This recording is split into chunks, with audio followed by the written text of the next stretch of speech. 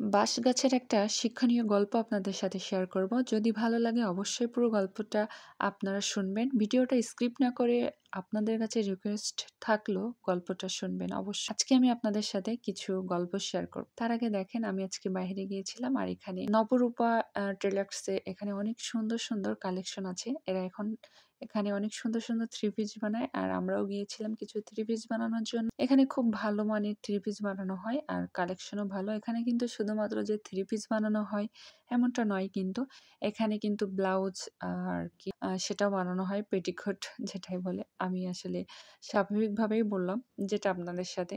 আমি আসলে অত ঢং করতে পছন্দ করি। তো আসসালামু আলাইকুম এভরিওয়ান। আশা করি সবাই ভালো আছেন। আলহামদুলিল্লাহ আমি বেশ ভালোই আছি। ওয়েলকাম করছি আরেকটা নিউ ব্লগে লিমা ব্লগ থেকে। আমি লিমা বলছি। দেশ এবং দেশের বাইরে যে যেখান থেকে আমার ভিডিওটা দেখছেন সবাইকে অসংখ্য ধন্যবাদ এবং ভালো লাগলে অবশ্যই ভিডিওটা লাইক কমেন্ট করে শেয়ার করে দিন। আর এই ছিল নবরূপার আজকের কিছু কালেকশন আপনাদের সাথে শেয়ার করলাম। আর আমি আর আমার বেবি মিলে একটু ভিডিও করে নিলাম। বাসায় এসে কিন্তু একটা ভর্তা করে নিয়েছি। এখানে ডিম ভর্তা করেছিলাম, ডাউল ভর্তা করেছিলাম। ডিম দিয়ে বেশ মজা ছিল খাবারটা। আমার কিন্তু বেশ ভালো লাগে এই খাবার। আপনাদের সাথে প্রথমে যে গল্পটার কথা বলেছি সেটা হচ্ছে বাঁশ গাছের একটা শিক্ষণীয় গল্প। একবার এক তরুণ খুব হতাশ হয়ে এক বৃদ্ধ গুরুর কাছে গেলেন। সে বললেন, গুরুজি আমি অনেক চেষ্টা করি কিন্তু কোনো ফল পাই না। যতই পরিশ্রম করি কিছুই হয় না। আমি হাল ছেড়ে দিতে চাই। গুরু হাসল এবং তাকে বলল, চলো বাইরে যাই। বাইরে গিয়ে গুরু দুইটি গাছের দিকে ইশারা করলো।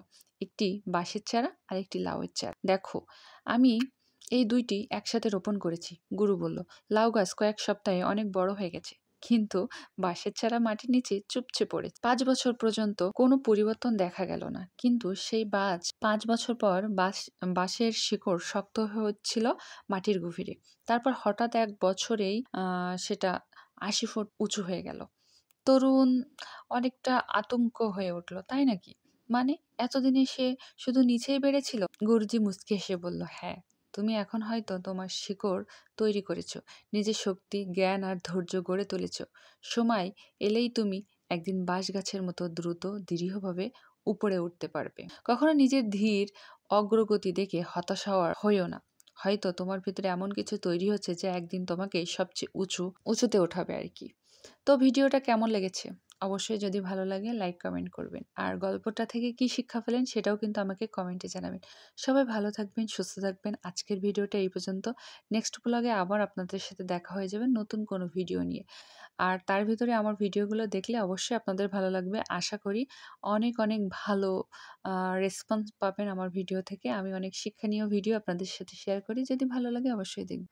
আপনাদের সাথে কথা বলতে বলতে এর ভিতরে কিন্তু আমি রান্নাটাও শেষ করে নিয়েছি। আল্লাহ হাফেজ।